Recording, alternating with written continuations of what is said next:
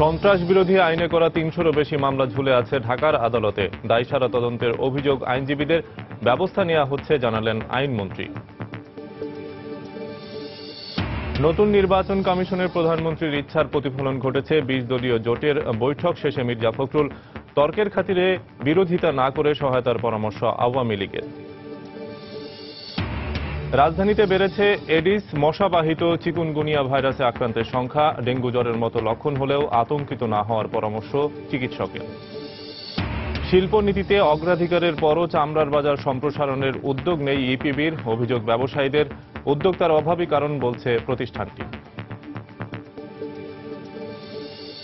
এবং 7টি মুসলিম দেশে নাগরিকদের যুক্তরাষ্ট্র ভ্রমণে নিষেধাজ্ঞা নিয়ে আদালতে স্থগিতাদেশের বিরুদ্ধে ট্রাম্প প্রশাসনের আপিল শুনানি শেষ, যে কোনো সময় রায়।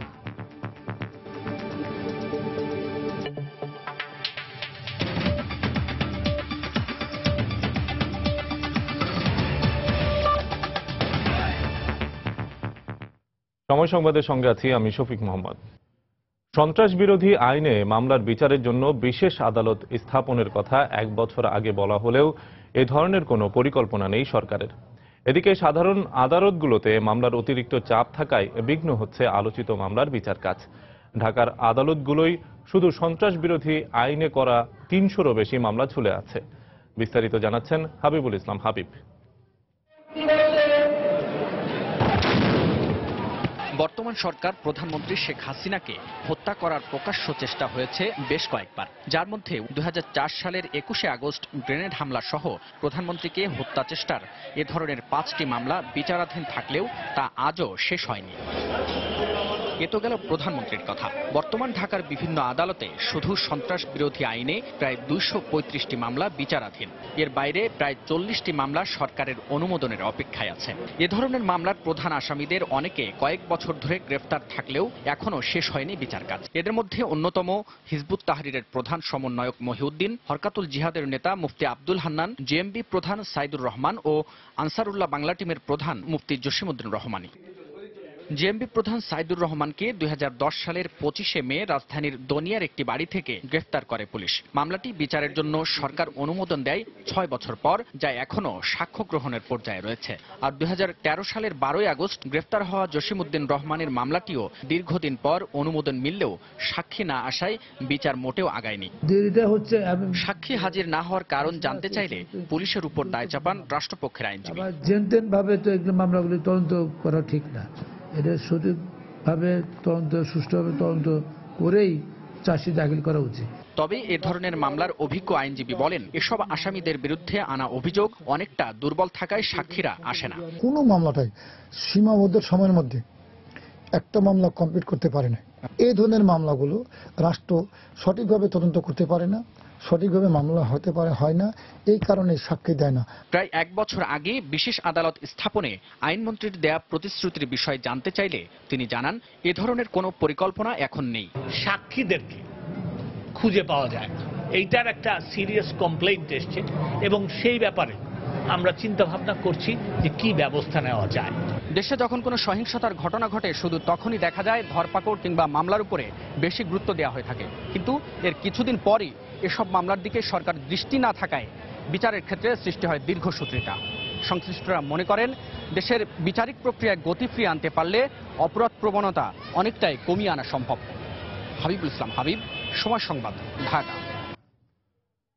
গাইবান্ধার গোবিন্দগঞ্জে সাঁওতালদের বাড়ি ঘরে আগুন দেওয়ার সাথে জড়িতদের চিহ্নিত করতে না পারায় ক্ষোভ প্রকাশ করেছে হাইকোর্ট। আদালত বলেছেন, এই ঘটনায় দায় এড়ানোর চেষ্টায় লিপ্ত স্থানীয় পুলিশ প্রশাসন। পরে আদালত তদন্তের স্বার্থে গাইবান্ধার এসপি আশরাফুল ইসলাম সহ আগুন দেওয়ার সময় দায়িত্বরত সব পুলিশ সদস্যকে প্রত্যাহারের নির্দেশ দিয়েছেন।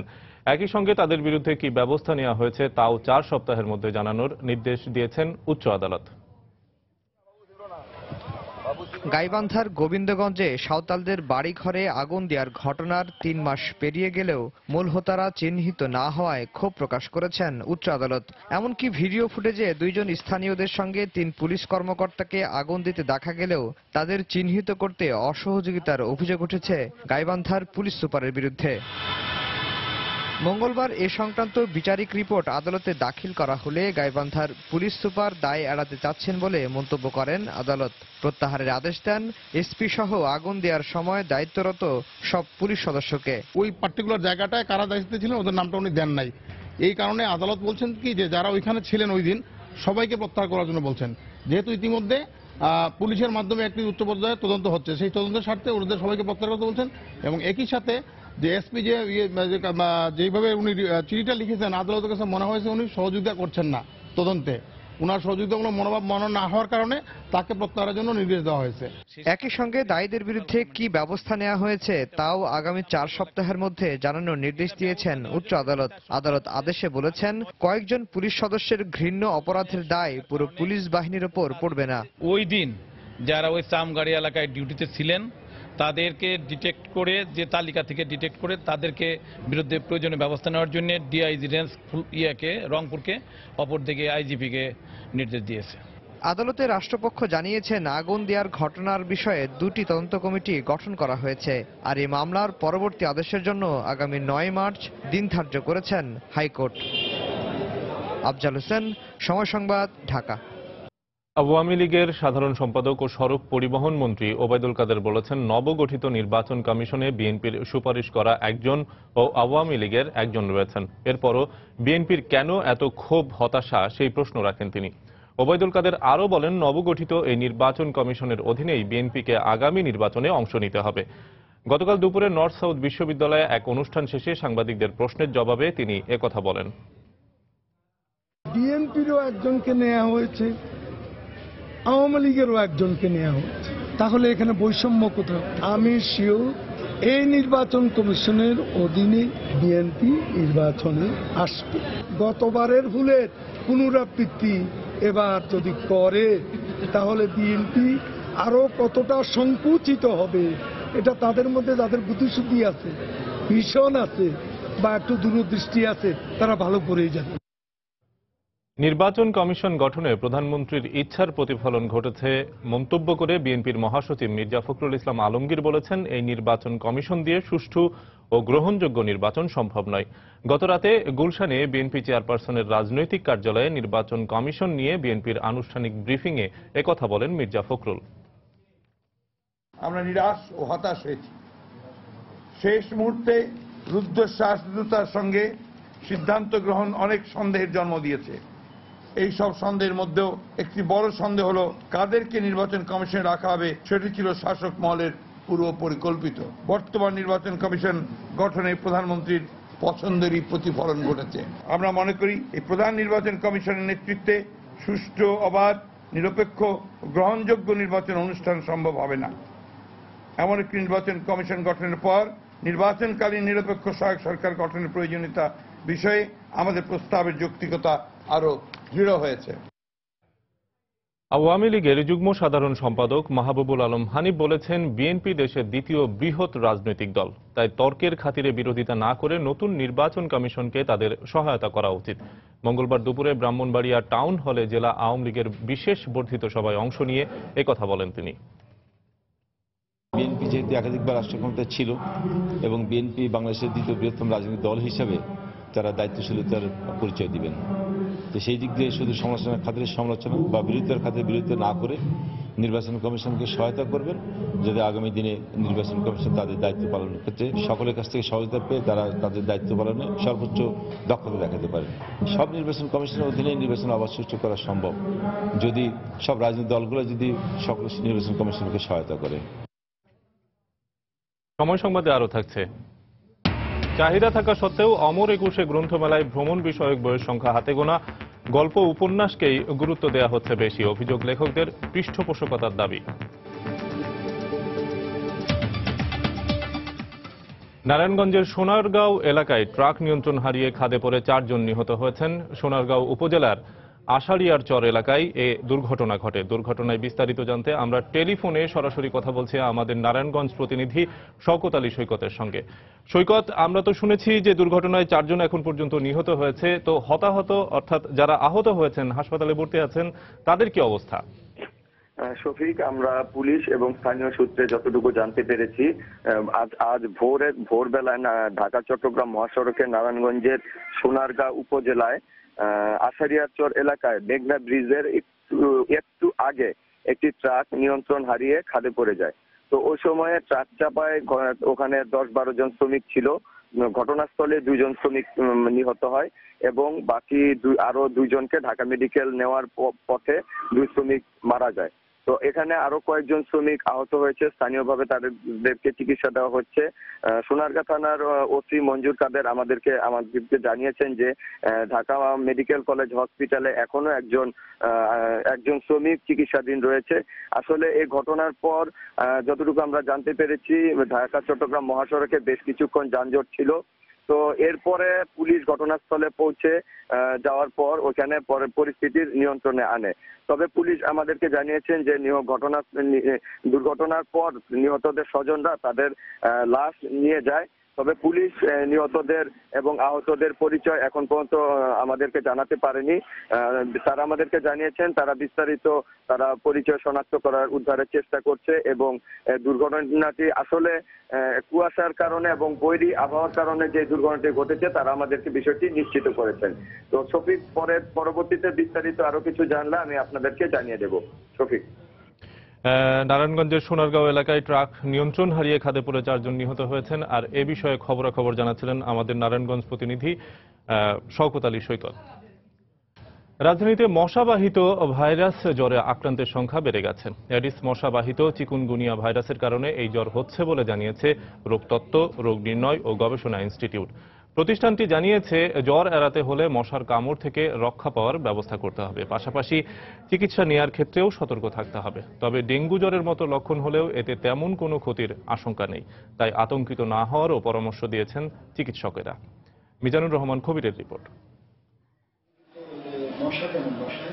শরীরে অস্বাভাবিক তাপমাত্রা ও প্রচন্ড ব্যথা নিয়ে হাসপাতালে আসা এই শিশুটির লক্ষণ দেখে চিকিৎসকের ধারণা চিকুনগুনিয়া নামের অনেকটা নতুন এক ধরনের ভাইরাসে আক্রান্ত সে। 103 উপর থাকছে, স্টিল করছে, ওটা থেকে নামছে না। চিকুনগুনিয়া আর কি, যেটা বলে মশার কামড় থেকে হয়, এটা সন্দেহ করছে। ভাইরাস জনিত একটা রোগ, এটা মারাত্মক কিছু না, ডেঙ্গুর মতো মারাত্মক না। প্রচন্ড জ্বর থাকে এবং জ্বরের পরপর ওই শরীরে ব্যথা থাকে এবং ব্যথা থেকে মাঝে মাঝে খুব রেয়ার কেসে কমপ্লিকেশন ডেভেলপ করে। গেল কয়েক সপ্তাহ ধরে এমন অনেক রোগী আসছেন চিকিৎসকদের কাছে। রাজধানীর বিভিন্ন এলাকায় অনেকে আক্রান্ত হয়েছেন এ রোগে। রোগটি 2-3 দিনে এমনিতেই সেরে গেলেও ব্যথার তীব্রতা বেশি থাকায় ব্যথানাশক ওষুধ এমনকি অ্যান্টিবায়োটিকের ব্যবস্থাপত্রও দিচ্ছেন অনেক চিকিৎসক। জ্বর আসার পরে তারপরে শরীরে এত ব্যথা করছে, তারপরে কতদিন জ্বর ছিল, পরে ওষুধ খাইছি, পরে ভালো হয়েছে। এইবারই ফার্স্ট এমন জ্বর আমার আগে কখনোই হয় নাই। ডাক্তার বলছে যে গরম পানি ঢালতে, হাতে পায়ে গিরায় গিরায় ব্যথার ট্যাবলেট খাইতে, ঔষধ দিছে অ্যান্টিবায়োটিকে। রোগতত্ত্ব, রোগ নির্ণয় ও গবেষণা ইনস্টিটিউটে আসা বিভিন্ন নমুনা পরীক্ষা করে ভাইরাসটি শনাক্ত করেন সংশ্লিষ্টরা।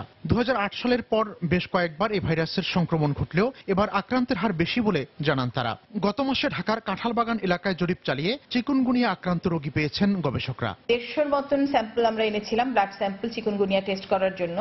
সেখানে আমরা 20-21টা স্যাম্পল পজিটিভ এসেছি। এবারের কেসগুলো কিন্তু শীতকালে হয়েছে। টিপিক্যাল পিকচার আমরা একদম শুধু বর্ষার সময়ে আমরা মশা নিয়ে চিন্তিত থাকবো তা থাকার বিষয় না, কিন্তু তাহলে এখন ইয়ার অ্যারাউন্ডই আমার খেয়াল করতে হবে যে কোথাও ডেঙ্গু মশা হচ্ছে কিনা, এবং এটা প্রতিরোধের মূল উপায় হচ্ছে মশা নিয়ন্ত্রণ। পানি আবদ্ধ থাকে এমন জায়গায় সাধারণত এডিস মশার বংশবৃদ্ধি পায়, তাই ফুলের টব, পানি জমে থাকার মতো পরিত্যক্ত পাত্র ও স্থান নিয়মিত পরিষ্কার করা এবং এ মশার কামড় থেকে সুরক্ষিত থাকার পরামর্শ দিয়েছেন চিকিৎসকরা। মিজানুর রহমান কবির, সময় সংবাদ, ঢাকা। শিল্পনীতি 2015-তে উচ্চ অগ্রাধিকার দেওয়া হয়েছে চামড়া এবং চামড়াজাত পণ্যকে। প্রোডাক্ট অব দ্য ইয়ার ও ঘোষণা করা হয়েছে এই শিল্পের পণ্যকে। তারপরও আন্তর্জাতিক বাজার সম্প্রসারণে তেমন উদ্যোগ নেই রপ্তানি উন্নয়ন ব্যুরো ইপিবির, এমন অভিযোগ ব্যবসায়ীদের। এই দাবিকে অযৌক্তিক উল্লেখ করে প্রতিষ্ঠানটি বলছে উদ্যোক্তার অভাবেই বড় পরিসরে কাজ করা সম্ভব হচ্ছে না। সেই সঙ্গে মার্চের পর নতুন পরিকল্পনা নিয়ে মাঠে নামার ঘোষণা ইপিবির। বিস্তারিত কামরুল হাসান সবুজের রিপোর্টে। বছরের শুরুতেই চামড়া ও চামড়াজাত পণ্যকে প্রোডাক্ট অব দ্য ইয়ার ঘোষণায় বোঝা যায় সরকার কতটা গুরুত্ব দিয়েছে এই শিল্পকে। সরকারের শিল্পনীতিতে উচ্চ অগ্রাধিকারও পেয়েছে অমিত সম্ভাবনার এ খাত। তবে তা কাজে লাগাতে কতটা প্রস্তুত বাংলাদেশ? রপ্তানি চিত্র বলছে গেল অর্থ বছর মোট ৮০টি দেশে রপ্তানি হয়েছে চামড়া ও চামড়াজাত পণ্য। এর ৮০% গেছে 10টি দেশে। আর গেল 5 বছরে পুরনো বাজারে খুবই সীমিত পরিসরে দু একটি নতুন পণ্য যোগ হলেও সৃষ্টি হয়নি একটিও নতুন বাজার। এমন অবস্থার জন্য ইপিবির দুর্বলতাকে দায়ী করছেন ব্যবসায়ীরা। আমাদের দেশে চামড়া কিন্তু এমনিতেই যে ন্যাচারাল যে গ্রেইন প্যাটার্নটা আছে এটা কিন্তু ওয়ার্ল্ডের সেকেন্ড হাইস্ট। বাজারজাতকরণের যে পদ্ধতিগুলি আছে এগুলি আমাদের পরিবর্তন করতে হবে। ইপিবি যে ধরনের ফেয়ারগুলি আমাদের মানে বর্তমানে আছে শুধুমাত্র সেগুলি নিয়েই কিন্তু তারা মানে ব্যস্ত। সাউথ আফ্রিকাতে যেতে হবে, সাউথ আমেরিকাতে যেতে হবে, অস্ট্রেলিয়াতে যেতে হবে, তাহলে আমাদের এই নতুন বাজার ধরার ক্ষেত্রে আমরা বিভিন্ন জায়গায় এক একটা হাব করতে পারবো। ইপিবির পাল্টা অভিযোগ ব্যবসায়ীদের সীমাবদ্ধতাই বাজার সম্প্রসারণ না হওয়ার কারণ। কয়েক মাসের মধ্যে নতুন করে কাজ শুরু করবে প্রতিষ্ঠানটি। আমার স্ট্রেংথ কত, ফেয়ারে পার্টিসিপেট করার মতো আমাদের কতজন আছে। লেদার সেক্টরে এখনো কিন্তু স্ট্রং প্লেয়ার সেভাবে তৈরি হয়নি। আমরা একটা রোড ম্যাপ তৈরি করছি লেদার সেক্টরের জন্য।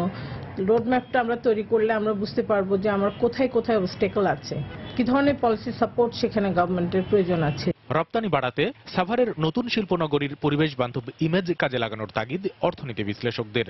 সামগ্রিকভাবেই চামড়া খাতের যে নতুন পরিচিতি গড়ে উঠবে সেক্ষেত্রে সরকার, ইপিবি এবং ট্যানারি অ্যাসোসিয়েশন এবং লেদার গুডস অ্যাসোসিয়েশন যৌথভাবে এই ইমেজ বিল্ডিং এর জন্য তারা বাইরের কাজগুলো করবেন। বিদেশের বড় প্রদর্শনীতে জায়গা পেতে কূটনৈতিক তৎপরতা জোরদারেরও পরামর্শ তাদের। কামরুল হাসান সবুজ, সময় সংবাদ, ঢাকা। অমর একুশে গ্রন্থমেলায় কবিতা, গল্প আর উপন্যাসের ভিড়ে ভ্রমণ বিষয়ক সাহিত্যের সংখ্যা হাতে গোনা। পাঠকরা বলছেন দিনব্যাপী খোঁজ করেও তারা মেলাতে পারছেন না পছন্দের হিসেব নিকেশ। লেখকদের অভিযোগ, ভ্রমণ বিষয়ক বই ছাপাতে আগ্রহী নয় প্রকাশকরা। অন্যদিকে মানসম্পন্ন লেখকের অভাবকেই দায়ী করলেন প্রকাশকরা। মৌসুমী মৌয়ের রিপোর্ট। অজানাকে জানা আর অদেখাকে দেখার কৌতূহল মানুষের সহজাত। বইয়ের পাতার কালো অক্ষরে পাঠক মেটান সে তৃষ্ণা। এতে থেমে আছে সময়, লেখা আছে ইতিহাস এবং সভ্যতার প্রেক্ষাপট। তাই তো বইয়ের প্রতি পৃষ্ঠায় বুঁদ হয়ে থাকে পাঠক হৃদয়। অমর একুশে গ্রন্থমেলা 2017-তে প্রকাশিত নতুন বইয়ের মধ্যে গল্প, কবিতা এবং উপন্যাসে রয়েছে আধিপত্য। তবে পাঠকদের চাহিদা থাকা সত্ত্বেও ভ্রমণ বিষয়ক গ্রন্থে নেই পর্যাপ্ত সরবরাহ। বুদ্ধিস্ট এরিয়াতে যারা ঘোরাঘুরি করে সেই জাতীয় বই কিন্তু আমি খুঁজেই পাচ্ছি না। যদি ভ্রমণের বই থাকে সেগুলো থেকে আমরা সাধারণ একটা কনসেপ্ট নিতে পারি। আমি অনেক দেশে গিয়েছি, বন্ধুদের সাথে আমি এসব গল্প পড়ি। আর বিক্রেতারা বলছেন লেখক সংকটের কথা। একই সাথে বাণীর বিষয়েও রয়েছে প্রশ্ন। ভ্রমণ বিষয়ক লেখা পাঠের যে একবার আনন্দ পাবে সে কিন্তু প্রচুর ভ্রমণ বিষয়ক লেখা পাঠ করে এবং খোঁজে। কবিতার যে বই আসে, তারপরে গল্পের যে বই আসে, উপন্যাস যে পরিমাণ আসে, ভ্রমণ না করলে তো ভ্রমণ বিষয়ক বই কি করে লিখবে। আর লেখকদের অভিযোগ, গল্প উপন্যাসের ভিড়ে উপেক্ষিত থেকে যাচ্ছেন তারা। লেখার মান বাড়াতে প্রয়োজন পৃষ্ঠপোষকতা। নিজের পয়সা দিয়ে তো বই বের করা যাবে না, লেখককে আমন্ত্রণ করতে হবে।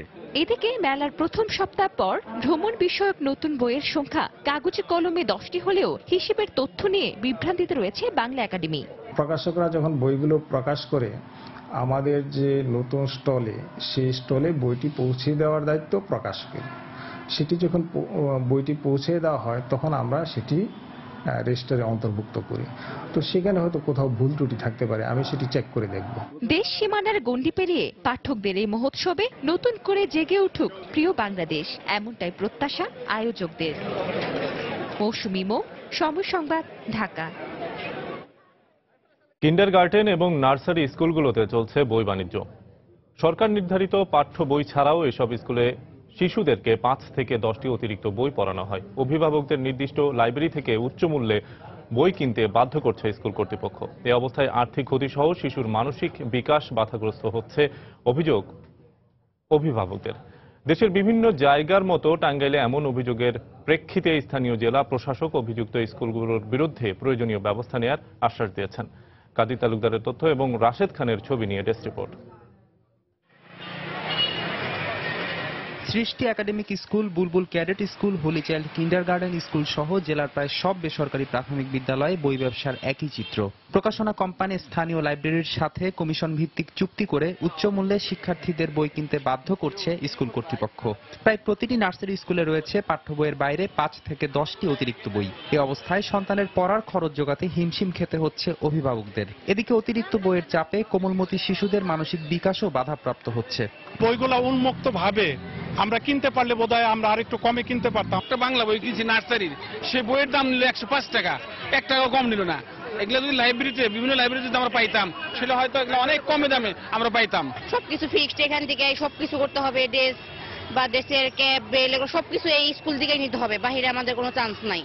কিন্ডারগার্টেনের শিক্ষকরা বলছেন শিশুদের জ্ঞান বিজ্ঞানে স্বয়ংসম্পূর্ণ করে তুলতে অতিরিক্ত বই দেওয়া হচ্ছে। আর লাইব্রেরি মালিকরা জানালেন তাদের ব্যবসায়িক চাহিদার কথা। বাচ্চাদের অভিভাবকরা চান যে একটু বেশি ভাবে যেন তারা ট্যালেন্ট হয়ে যায়, বেশি যেন মেধাবী হয়। সেক্ষেত্রে আমরা এই বোর্ড বইয়ের পাশাপাশি এগুলোকে সহায়ক হিসেবে নিচ্ছি। আমরা এই যে বিক্রি করি, সেখানে আমাদের কমিশনটা অত্যন্ত নগণ্য। আমাদের কাছে আর কয়টা স্কুল আছে? সবার কাছেই তো কম বেশি সবার কাছেই আছে। এটা তো কেউ এককভাবে, আমি যে একা ব্যবসা করতেছি তা না। অবশ্য জেলা প্রশাসক যেসব বিদ্যালয়ে সরকার নির্ধারিত পাঠ্যপুস্তকের বাইরে অতিরিক্ত বই পড়ানো হচ্ছে তাদের বিরুদ্ধে কঠোর ব্যবস্থা নেওয়ার আশ্বাস দিলেন। জেলা প্রাথমিক শিক্ষা অফিসার এবং জেলা শিক্ষা অফিসার দুজনের কাছে চিঠি দেওয়া হয়েছে এবং সকল শিক্ষা প্রতিষ্ঠানেও চিঠি দেওয়া হয়েছে যে ওনারা কি বই ব্যবহার করছেন। ওই চিঠির জবাব আমরা এখনো পাইনি। যদি কোনো এরকম অভিযোগ পাওয়া যায় বা প্রমাণ পাওয়া যায়, অবশ্যই তাদের বিরুদ্ধে বিদ্যমান আইন মোতাবেক পদক্ষেপ নেওয়া হবে। টাঙ্গাইল জেলায় 591টি কিন্ডারগার্টেন স্কুলে 1,20,000 শিক্ষার্থী রয়েছে। সময় সংবাদ, টাঙ্গাইল। সময় সংবাদে আরো থাকছে। একমাত্র টেস্টে কাল হায়দ্রাবাদে মাঠে নামবে ভারত বাংলাদেশ। নিউজিল্যান্ডের অভিজ্ঞতাকে কাজে লাগিয়ে ভালো করতে চায় মুশফিকরা। টাইগারদের হালকাভাবে নিচ্ছে না স্বাগতিকরা।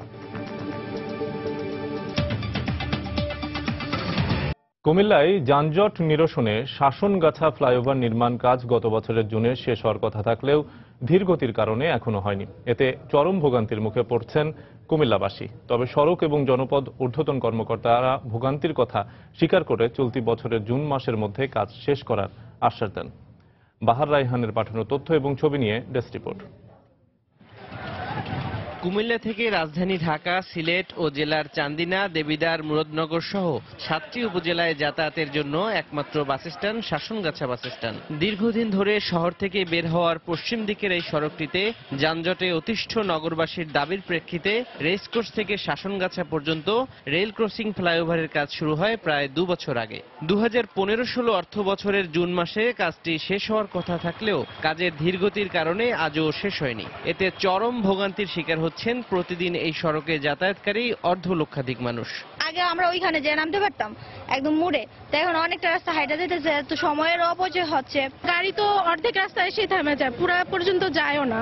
এটার কারণে প্রতিদিন ধুলাবালিতে শ্বাসকষ্ট, অনেক সমস্যা হয় আমাদের। আমরা তো হাঁটবো, এই একবারে রাস্তাতে জায়গায় নাই। সচেতন নাগরিকরাও জানালেন ফ্লাইওভার নির্দিষ্ট সময় শেষ না হওয়ায় ভোগান্তির শেষ নেই কুমিল্লাবাসীর। একটা নির্দিষ্ট সময়ের মধ্যে একটি কাজ যদি আমরা করতে ব্যর্থ হই, তাহলে সেই দায় সেখানে শুধু অর্থনৈতিক খরচটাই যে বেড়ে যাবে তা না, আমার মানুষের যে ভোগান্তি, যেটাকে আমরা অর্থনৈতিকভাবে বিবেচনা করি না, সেটাও কিন্তু বিরাট। আমার মনে হয় বিলম্বিত করে সরকারি অর্থকে আরো আত্মসাৎ করা এটাই প্রক্রিয়া হতে পারে। অবশ্য সড়ক ও জনপদ বিভাগের নির্বাহী প্রকৌশলী জনগণের ভোগান্তির কথা স্বীকার করে জুনের মধ্যে কাজ শেষ করার আশ্বাস দিলেন। সাময়িক এই দুর্ভোগের জন্য আমি জনসাধারণের কাছে ক্ষমা প্রার্থী, বাট আমরা যথাসম্ভব এই দুর্ভোগকে হ্রাস করে যত দ্রুত এটাকে পাবলিকের ব্যবহারের জন্য উন্মুক্ত করতে পারি সেই কাজটা করে যাচ্ছি। 631 মিটার দীর্ঘ শাসনগাছা রেল ক্রসিং ফ্লাইওভার নির্মাণে ব্যয় হচ্ছে 50 কোটি টাকা। সময় সংবাদ, কুমিল্লা। বিচারপতিদের অপসারণ সংক্রান্ত সংবিধানের 16তম সংশোধনী অবৈধ ঘোষণা করে হাইকোর্টের দেয়া রায়ের বিরুদ্ধে রাষ্ট্রপক্ষের আপিল শুনানি আগামী 7 মার্চ ধার্য করেছেন আদালত। আজ শুনানির দিন ধার্য থাকলেও রাষ্ট্রপক্ষের 8 সপ্তাহের সময় আবেদনের পরিপ্রেক্ষিতে প্রধান বিচারপতি এস.কে. সিনহার নেতৃত্বে আপিল বিভাগের 8 সদস্যের পূর্ণাঙ্গ বেঞ্চ এই দিন ধার্য করেন। একই সঙ্গে 7 মার্চের মধ্যে উভয় পক্ষের আইনজীবীকে লিখিত যুক্তিতর্ক উপস্থাপন দাখিলের নির্দেশ দিয়েছেন আদালত। পাশাপাশি এই মামলার শুনানির জন্য ডাক্তার কামাল হোসেন, টি.এইচ. খান সহ 12 জন সিনিয়র আইনজীবী নিয়োগ দিয়েছেন আদালত। 2016 সালের 5 মে হাইকোর্ট বিচারকদের অপসারণ ক্ষমতা সংসদের হাতে ন্যস্ত করে আনা সংবিধানের 16 সংশোধনী অবৈধ ঘোষণা করে রায় দেয় আদালত।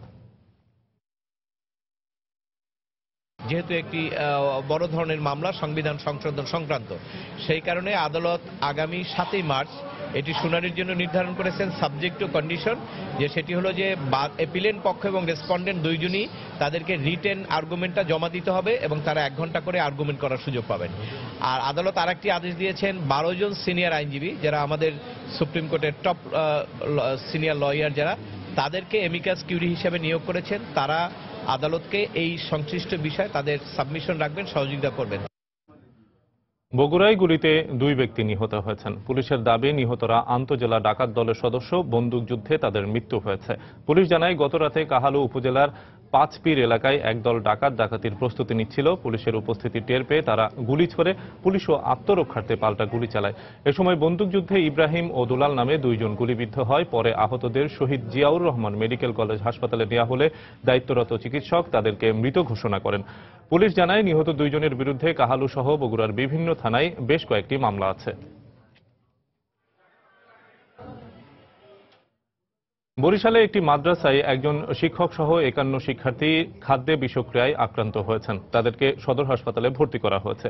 গতকাল বিকেলে নগরীর শহরতলি এলাকার উলালঘুনি ইসলামিয়া কামিল মাদ্রাসায় এই ঘটনা ঘটে। শিক্ষার্থীরা জানায় দুপুরে খাবার খেয়ে বিশ্রাম নিচ্ছিলেন 70 জন শিক্ষক ও শিক্ষার্থী। ঘণ্টাখানেক পর কয়েকজনের পেটে ব্যথা ও বমি শুরু হয়। এরপরে একে একে একজন শিক্ষক সহ 51 জন শিক্ষার্থী অসুস্থ হয়ে পড়লে সন্ধ্যার পর তাদেরকে সদর হাসপাতালে ভর্তি করা হয়। চিকিৎসক জানিয়েছেন অসুস্থতাদের পেটে খাদ্যের বিষক্রিয়া পাওয়া গেছে, তবে তারা আশঙ্কামুক্ত। এদিকে ঘটনা তদন্তে অতিরিক্ত জেলা ম্যাজিস্ট্রেটকে প্রধান করে 5 সদস্যের একটি তদন্ত কমিটি গঠন করেছে জেলা প্রশাসন।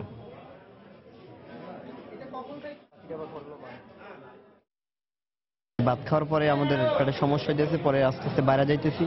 বাইরে যাওয়ার পরে আমরা মেডিকেল নিয়ে আসছি। আমাদেরকে মাথা ব্যথা করছে, পেটে ব্যথা করছে। আমাদের 3টা বাজে খাবার খেয়ে ক্লাস আসছে, তারপরে আধা ঘন্টা পরে পেটে ব্যথা আর বমি। 51 জন ভর্তি হয়েছে। এটা ফুড পয়জনিং, যে কোনো খাবারের মাধ্যমে জীবাণু ঢুকে গেছে আর কি। এই তো বমি হয়ে এখন সবগুলি সেটেল আর কি।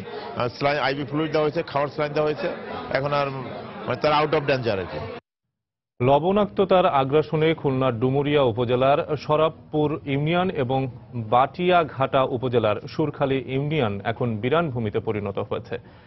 ভদ্রা নদীর বাঁধ ভেঙে যাওয়ার কারণে গেল বছর জুলাই থেকে পানিতে ডুবেছিল 2 ইউনিয়নের বৃহৎ এলাকা। পানি নেমে যাওয়ার পর থেকে এলাকাগুলোতে উজাড় হয়ে যাচ্ছে হাজার হাজার বৃক্ষ। দেখা দিয়েছে পরিবেশ বিপর্যয়। তরিকুল ইসলামের প্রতিবেদন, ক্যামেরায় ছিলেন আবুল বাশার। অনেক অনেক লোক চলে গেছে, বাইরে ছেলেমেলে সেক্টর একদম বাইরে ছেলেমেলে নিয়ে চলে গেছে। ইজ্জত মান আর আমায় থাকতে না। ডুমুরিয়ার শরাবপুর ইউনিয়নের বাসিন্দা আব্দুল গফুর মোল্লা কৃষি কাজ করে চালাতেন জীবন জীবিকা। বর্তমানে এলাকায় লবণাক্ততা বৃদ্ধিতে ফসল না ফলায় অভাব অনটন আর মনোকষ্ট কেড়ে নিয়েছে তার মুখের হাসি। ডুমুরিয়া উপজেলায় গত বছর 25 জুলাই শরাবপুর ইউনিয়নের ভদ্রা নদীর 29 নম্বর পোল্ডারে চাঁদগড় জালিয়াখালী বন্যা নিয়ন্ত্রণ বাঁধের 400 মিটার জুড়ে ভেঙে যায়। একই সময় পোল্ডারের দক্ষিণ দিকে ভেঙে যায় বটিয়াঘাটা উপজেলার সুরখালী ইউনিয়নের বন্যা নিয়ন্ত্রণ বাঁধ। এ সময় পানিতে তলিয়ে যায় 2 ইউনিয়নের বিস্তীর্ণ এলাকা। বাঁধটি সাময়িকভাবে রক্ষা করা সম্ভব হলেও নোনা পানির প্রভাবে বর্তমানে এলাকার হাজার হাজার ফলজ ও বনজ গাছ মরে যাচ্ছে।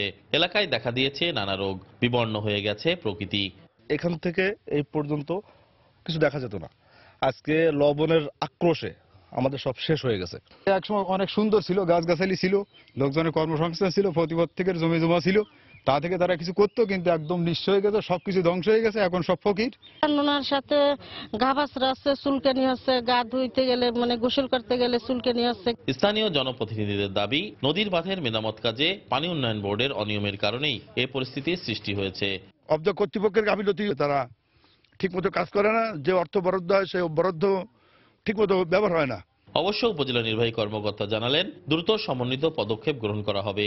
পানি উন্নয়ন বোর্ড, তারপরে কৃষি বিভাগ, বন বিভাগ সবাইকে নিয়ে একটা টিম করে দেব। কি কি সমস্যা হয়েছে এগুলো আইডেন্টিফাই করা সম্ভব হয়, তখন আমরা তারপরে এটা পাওয়ার পরে আমরা উদ্বোধন কর্তৃপক্ষের কাছে আলোচনা করে সেখানে পাঠিয়ে দেব। ডুমুরিয়া ও বটিয়াঘাটার 2টি ইউনিয়নের 9টি গ্রাম এখন লবণাক্ততায় পুরোপুরি আক্রান্ত। লবণাক্ততার ভয়াবহ আগ্রাসনে ভেঙে পড়েছে খুলনার ডুমুরিয়া উপজেলার শরাবপুর ইউনিয়নের সবুজ বেষ্টনী। কর্মসংস্থানের অভাবে বাস্তুচ্যুত হয়েছে এখানকার কয়েক হাজার মানুষ। নদী ভাঙন যেখানে বড় সমস্যা, সে সমস্যার সমাধানে নেই কোনো কার্যকরী উদ্যোগ। স্থানীয়দের দাবি, টেকসই বেড়িবাঁধ নির্মাণই পারে এখানকার সব সমস্যার সমাধান দিতে। খুলনার ডুমুরিয়ার শরৎপুর ইউনিয়ন থেকে তরিকুল ইসলাম, সময় সংবাদ।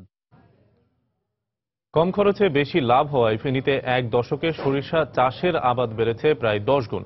কৃষি বিভাগ বলছে আগাম জাতের আমন এবং সরিষা বুনলে বড় ফসলও বুনতে পারবেন কৃষকেরা। ফলে আমন সহ 3 ফসলে লাভবান হবেন তারা। জুলহাস তালুকদারের ক্যামেরায় বখতিয়ার মুন্নার রিপোর্ট।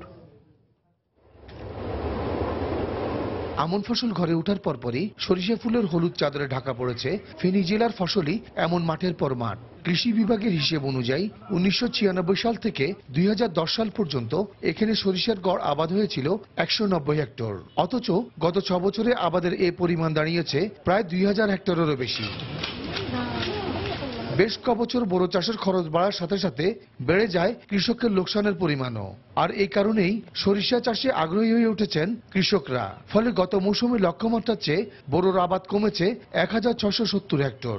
অন্যদিকে এবারে লক্ষ্যমাত্রার চেয়ে সরিষার আবাদ বেড়েছে 200 হেক্টর। বোরোতে আমরা খরচ হইলেও বেশি, প্রচুর খরচ পোষে না, এই জন্য আমরা সরিষা করতেছি, সরিষাতে লাভবান। একা করে সরিষা চাষ করতে আমরা 60 থেকে 5000 টাকা খরচ হয়। সরিষা হয় 15 থেকে 20 মন, বিক্রি হয় 30 থেকে 35,000 টাকা। শস্য তো আমাদের লাভ, আর জমিনে জৈব সার পাওয়া যায়। জৈব সারের পরে আমরা আমন ধান করিলে আমন ধানও ভালো ফলন পাওয়া যায়। ফেনীর কৃষি সম্প্রসারণ বিভাগের উপপরিচালক জানালেন, উচ্চ ফলনশীল জাতের সরিষা বুনলে কৃষক 3 ফসল করতে পারবে। আমন ফসলের এবং বোরোর মাঝখানে যেহেতু সরিষাটা চাষ করা হয়ে থাকে, সেজন্য আমরা স্বল্প দিবসে শর্ট ডিউরেশন আমন ভ্যারাইটিটাকে জনপ্রিয় করে সেই আমন কাটার পরে সেই জমিতে উপসি জাতের সরিষা, বাড়ি সরিষা 14কে ইন্ট্রোডিউস করেছি এবং ইতিমধ্যে ব্যাপক সাড়া পড়েছে। কৃষি বিভাগের হিসেব মতে প্রতি বছরের 15 অক্টোবর থেকে 15 নভেম্বর এই 1 মাস সরিষা চাষের উপযুক্ত সময়। বখতিয়ার মুন্না, সময় সংবাদ, ফেনী। দেশের বাইরের খবর। 7টি মুসলিম দেশের নাগরিকদের যুক্তরাষ্ট্র ভ্রমণের নিষেধাজ্ঞা জারির পর আদালতের স্থগিতাদেশের বিরুদ্ধে ট্রাম্প প্রশাসনের আপিলের শুনানি শেষ হয়েছে। যে কোনো সময় রায় দেওয়া হবে।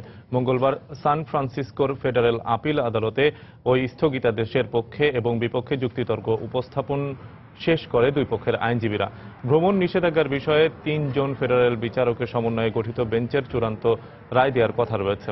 এর আগে সোমবার সান ফ্রান্সিসকোর আপিল আদালতে সরকারের পক্ষ থেকে জমা দেয়া 15 পাতার নথিতে মার্কিন প্রেসিডেন্টের নির্বাহী আদেশকে আইনসম্মত বলে উল্লেখ করা হয়। তবে ভ্রমণ নিষেধাজ্ঞার ওপর সাময়িক স্থগিতাদেশটি স্থায়ীভাবে বহাল রাখার দাবি জানিয়েছে ওয়াশিংটন ও মিনেসোটা রাজ্যের আইনজীবীরা। ট্রাম্পের নির্বাহী আদেশে পুনর্বহাল করা হলে দেশে বড় ধরনের বিশৃঙ্খলা হতে পারে বলে এক বিবৃতিতে আশঙ্কা প্রকাশ করেন তারা।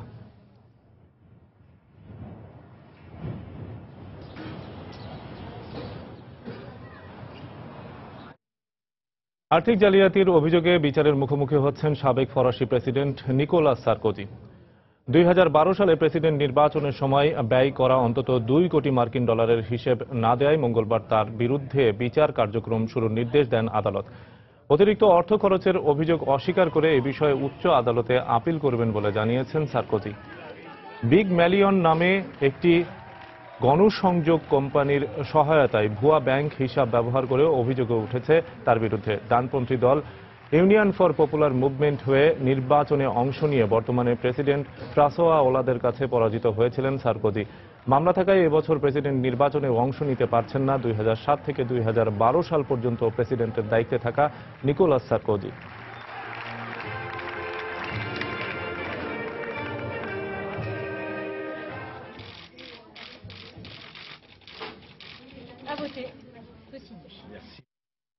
মধ্যপ্রাচ্যের দেশগুলোতে ভালো চাকরির প্রলোভনে মানব পাচারকারীদের খপ্পরে পড়ে নেপালে 38 বাংলাদেশি গ্রেপ্তার হয়েছেন। এর মধ্যে 2 জনের বৈধ কাগজপত্র থাকায় তাদের ছেড়ে দেওয়া হয়েছে। অন্যদের কাঠমান্ডু ডিপার্টমেন্ট অফ ইমিগ্রেশনের কর্মকর্তাদের কাছে হস্তান্তর করেছে পুলিশ। বিবিসি জানায় মানব পাচারের শিকার অন্তত 38 বাংলাদেশিকে গ্রেপ্তার করেছে নেপালের পুলিশ। ভালো চাকরির আশায় মানব পাচারকারীদের সহযোগিতায় মধ্যপ্রাচ্যের দেশগুলোতে যেতে চেয়েছিল তারা। তাদের বেশিরভাগের কাছে ভ্রমণ বা কাগজের বৈধ কাগজপত্র ছিল না। গ্রেপ্তারকৃতরা নেপালে অবৈধভাবে বসবাস করছিল বলে জানানো হয়।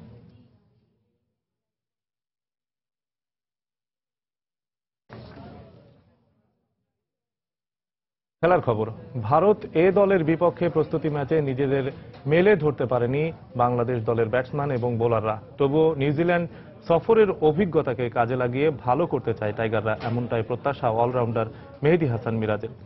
এদিকে বাংলাদেশের সাম্প্রতিক পারফরমেন্সে মুগ্ধ ভারত জাতীয় দলের কোচ অনিল কুম্বলে। দেশের বাইরে টাইগারদের খেলার অনেক উন্নতি হয়েছে বলেই বাংলাদেশকে হালকাভাবে নেওয়ার কোনো সুযোগ নেই বলেও জানান ভারতের কোচ। তবে প্রতিপক্ষ নিয়ে বেশি না ভেবে নিজেদের খেলায় মনোযোগ দিতে চায় টিম ইন্ডিয়া। গতকাল হায়দ্রাবাদে এক আনুষ্ঠানিক সংবাদ সম্মেলনে একথা বলেন কুম্বলে। হায়দ্রাবাদ থেকে SM সালাউদ্দিনের ক্যামেরায় আরও জানাচ্ছেন নিয়ামতুল্লাহ বাবু। মাত্র দুদিনের প্রস্তুতি ম্যাচ, তাও ভারত এ দলের বিপক্ষে। কিন্তু সেই ম্যাচে বাংলাদেশের ব্যাটসম্যান ও বোলারদের পারফরমেন্স বাজেভাবে ফুটে উঠেছিল জিমখানা গ্রাউন্ডে। তবে ম্যাচের পরদিন কোনো অনুশীলন না করে কেনাকাটাতেই ব্যস্ত ছিলেন টাইগাররা। পুরো দিন হোটেলে একে একে ফিরে আসা ক্রিকেটারদের সবার চেহারাতেই ছিল ব্যর্থতাকে ভুলে নতুন করে এগিয়ে যাওয়ার ছবি। তাই সাম্প্রতিক সময়ের অর্জিত অভিজ্ঞতাকে কাজে লাগিয়ে ভারতের মাটিতে বহুল প্রতীক্ষিত এই ম্যাচে ভালো কিছু করে দেখাতে চায় টাইগাররা, এমন প্রত্যাশা ছিল মিরাজের কণ্ঠে। অবভিয়াসলি এখানে স্পিনাররা হেল্প পাবে, বাট তারপরও ইন্ডিয়ান ব্যাটসম্যান ওরা অনেক ভালো ব্যাটসম্যান। আসলে আমাদের জন্য বড় চ্যালেঞ্জ হয়ে যাবে। আমরা যদি নিজেদেরকে ওইভাবে মেন্টালিটি তৈরি করেছি এবং ইনশাল্লাহ আমরা ওইভাবেই মাঠে নামবো যে ভারতের সাথে আমরা চেষ্টা করব আমাদের নিজেদের সর্বোচ্চটা দিয়ে ভালো কিছু করার জন্য। তো ওরা সবসময় রান করার জন্য খেলে, সো আমাদেরও এরকম টার্গেট থাকবে যে ওদের কিভাবে আমরা আটকানো যায়, রানগুলো আটকানো যায় এবং কিভাবে নিজের সর্বোচ্চটা দেওয়া যায়। সো এটাই ইনশাল্লাহ প্র্যাকটিস ম্যাচটা আমাদের জন্য অনেক ইম্পর্টেন্ট ছিল। এদিকে প্রতিপক্ষ বাংলাদেশকে সমীহের চোখেই দেখছেন ভারতীয় দলের কোচ অনিল কুম্বলে, যার কারণ সাম্প্রতিক নিউজিল্যান্ড সফরে টাইগার দলের অলরাউন্ডারদের পারফরমেন্স। তাই একমাত্র টেস্ট ম্যাচের আগে শিষ্যদের বাড়তি সতর্ক থাকার পরামর্শ দেন তিনি। দেশের বাইরেও বাংলাদেশের খেলার অনেক উন্নতি হয়েছে। নিউজিল্যান্ডের বিপক্ষে তারা হয়তো কোনো জয় পায়নি, কিন্তু তাদের পারফরমেন্সে আমি মুগ্ধ। তাই বাংলাদেশকে হালকাভাবে নেয়ার কোনো সুযোগ নেই। তাদের দলের অধিকাংশ ক্রিকেটারই অভিজ্ঞ, বেশ কজন ভালো অলরাউন্ডারও আছে। তবে আমরা নিজেদের খেলার দিকেই বেশি মনোযোগ দিতে চাই। অন্য দলগুলোকে যেভাবে দেখি বাংলাদেশও তার ব্যতিক্রম নয়। আশা করছি উপভোগ্য একটি লড়াই দেখব আমরা। বাংলাদেশ টাইগারদের বিশ্রামের দিনে টিম ইন্ডিয়ার এমন কঠোর অনুশীলনী বলে দেয় র্যাঙ্কিং এ নিচের সারিতে থাকা মুশফিকদের কোনো প্রকার ছাড় দিতে চায় না কোহলি বাহিনী। নিয়ামতুল্লাহ বাবু, সময় সংবাদ, হায়দ্রাবাদ, ভারত। এ পর্যায়ে শীর্ষ সংবাদ জানিয়ে দিচ্ছি আরেকবার। সন্ত্রাস বিরোধী আইনে করা ৩০০রও বেশি মামলা ঝুলে আছে ঢাকার আদালতে। দায় সারা তদন্তের অভিযোগ আইনজীবীদের, ব্যবস্থা নেওয়া হচ্ছে জানালেন আইনমন্ত্রী। নতুন নির্বাচন কমিশনে প্রধানমন্ত্রীর ইচ্ছার প্রতিফলন ঘটেছে। ২০ দলীয় জোটের বৈঠক শেষে মির্জা ফখরুল তর্কের খাতিরে বিরোধিতা না করে সহায়তার পরামর্শ আওয়ামী লীগের। রাজধানীতে বেড়েছে এডিস মশাবাহিত চিকুনগুনিয়া ভাইরাসে আক্রান্তের সংখ্যা। ডেঙ্গু জ্বরের মতো লক্ষণ হলেও আতঙ্কিত না হওয়ার পরামর্শ চিকিৎসকের। শিল্পনীতিতে অগ্রাধিকারের পরও চামড়ার বাজার সম্প্রসারণে উদ্যোগ নেয় ইপিবির। অভিযোগ ব্যবসায়ীদের, উদ্যোক্তার অভাবই কারণ বলছে প্রতিষ্ঠানটি। এবং 7টি মুসলিম দেশের নাগরিকদের যুক্তরাষ্ট্র ভ্রমণে নিষেধাজ্ঞা নিয়ে আদালতের স্থগিতাদেশের বিরুদ্ধে ট্রাম্প প্রশাসনের আপিল শুনানি শেষ, যে কোনো সময় রায়। এই ছিল এখনকার মতো। যে কোনো খবর পেতে ভিজিট করুন সময়নিউজ.tv। যে কোনো বাংলা লিংক রবি নম্বর থেকে সময় সংবাদের খবর, অনুষ্ঠান সম্পর্কে জানতে এবং যে কোনো তথ্য সময় সংবাদকে জানাতে ডায়াল করুন 16242 নম্বরে। এছাড়া এইমাত্র পাওয়া খবর আপনার মোবাইলে পেতে SMS করুন *BN লিখে পাঠিয়ে দিন 16242 নম্বরে। আর সঙ্গে থাকুন সময়।